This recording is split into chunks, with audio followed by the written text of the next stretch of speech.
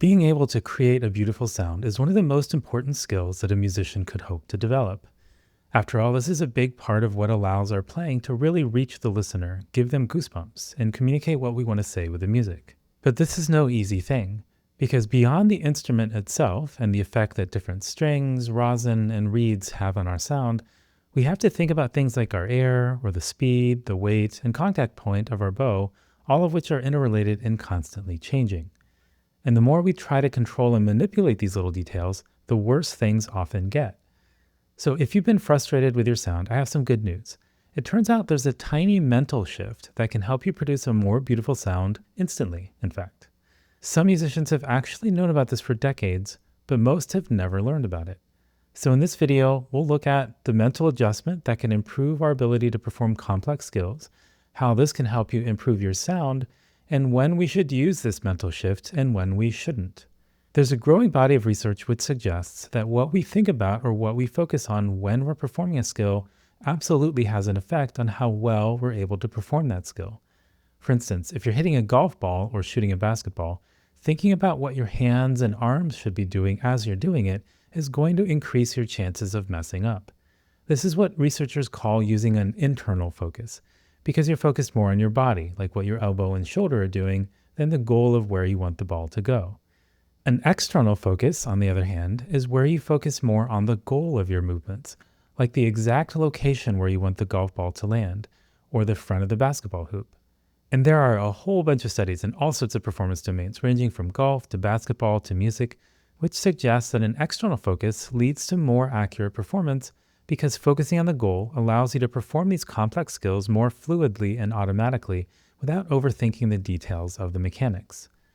So could this be related to the quality of our sound as well?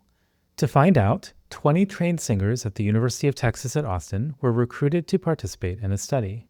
There was a mix of sopranos, altos and mezzos, tenors, baritones, and basses, and on average, the participants had 6 years of private vocal lessons and 9 years of experience singing in choirs.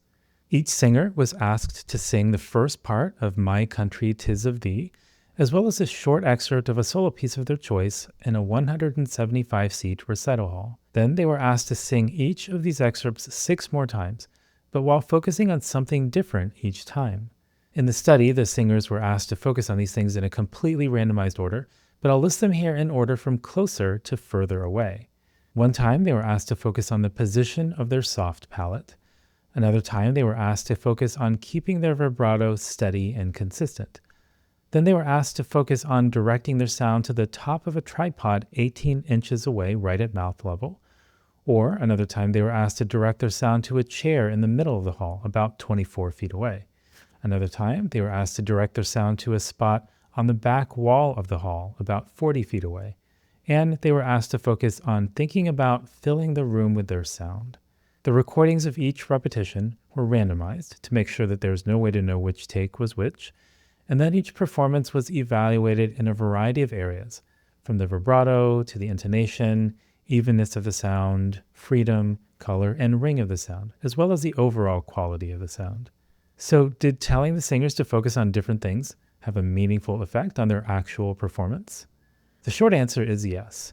Specifically, most singers seemed to perform better the further away their focus was from the internal mechanics of producing sound.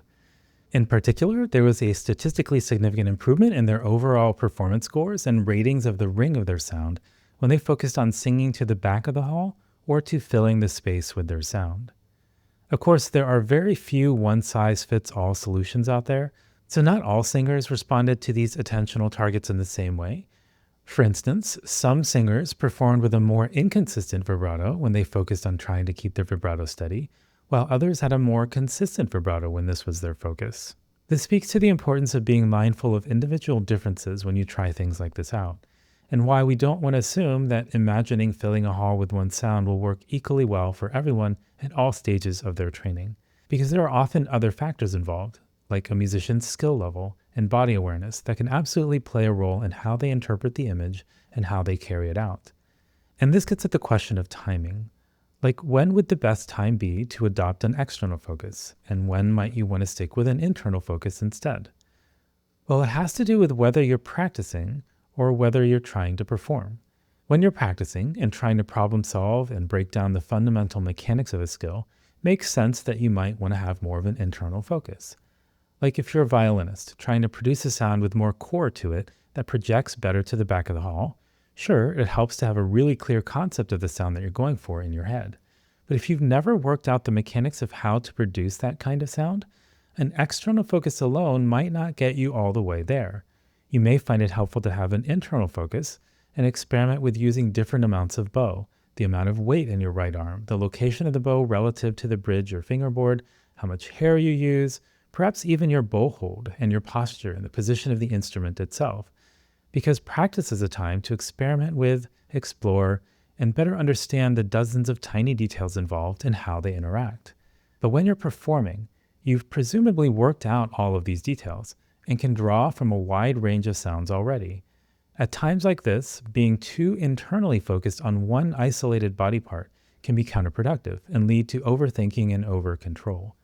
This is where you'll often find that shifting to an external focus, to a target farther away, such as filling the room or performing to the last row of the hall, will not only help you produce a more beautiful sound, but make it possible to have a more positive and enjoyable experience of performing too.